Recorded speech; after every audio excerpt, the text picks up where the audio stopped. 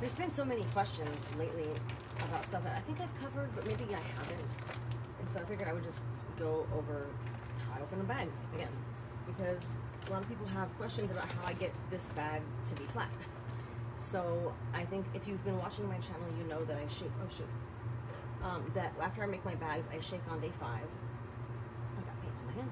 And then I shake again on the 5th day after that. And usually I don't need to shake again, but sometimes I'll shake again in 5 more days. I lay the bag flat after I shake it the first time, and then it forms like this. Well, right now it's broken, but you know, it's one solid thing. And the reason why I do my bags flat is because I get about 50% more surface area than somebody who would be doing the same thing, same genetics, everything next to me, with their bag standing up with like a rubber band around it or whatever. So I have very few steps, and I have very few bells and whistles, because I like to just be chill and not have to stress on things. Okay, so I just cut around the bag, the top of it, or the front, I guess we'll say. The label on my bag, this one was barely on there, but usually I have better labels. But I always take the label and I save it up here for later on the side of my tub, because I will put that label along with today's date right next to it, so I know what day I inoculated it, what day I birthed the bag. That way I can have, you know, a decent idea of, for future bags, when it will fruit, when it will be fully colonized, and so forth. So I just make an incision into the bag, and then it's pretty straightforward after that.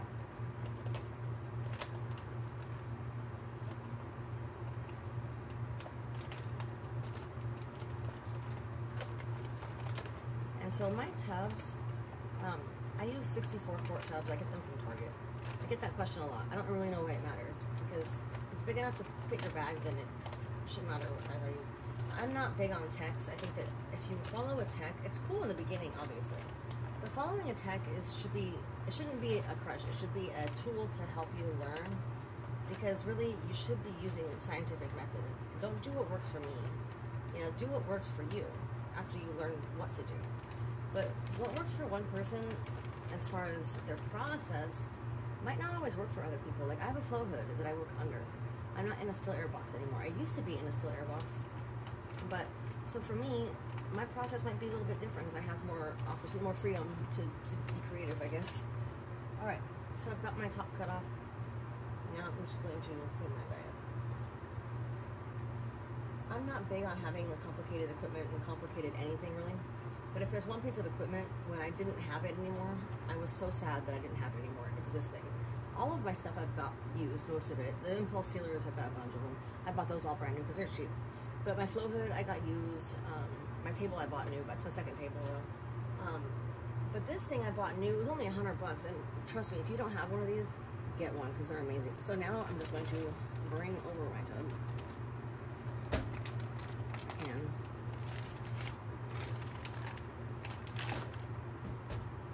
And alright, so I'm going to place this in the tub I cleaned already with alcohol. And now, and I have already cleaned, oh, I guess I didn't put this, before I opened this bag, and before I handled this bag, I sprayed them down with isopropyl alcohol and I let them dry.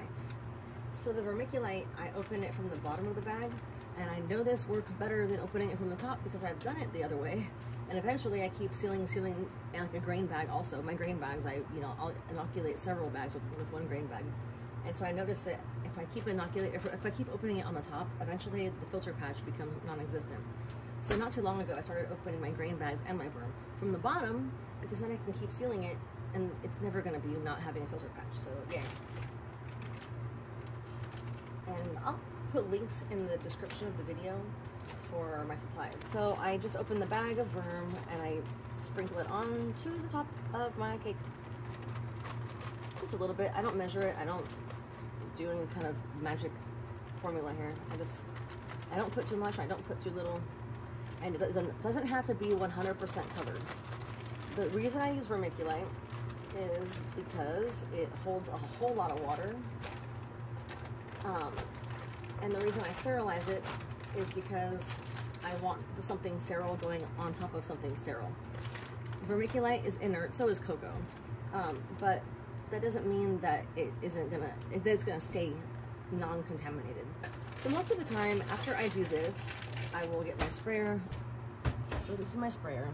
It's great, it's amazing. I have another one that I use for peroxide. I'll do it. So this one has labels H2O2, H2O2, and this one is H2O.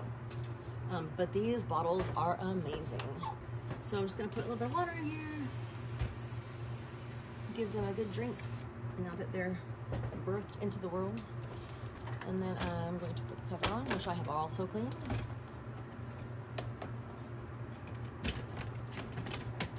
And grab that label that I set aside earlier.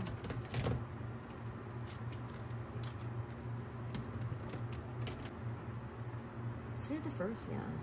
Well, that's good. The paint marker worked out. So that's that. I'm gonna go get another bag, start this process over, but I'm gonna end this video now. Thank you for watching.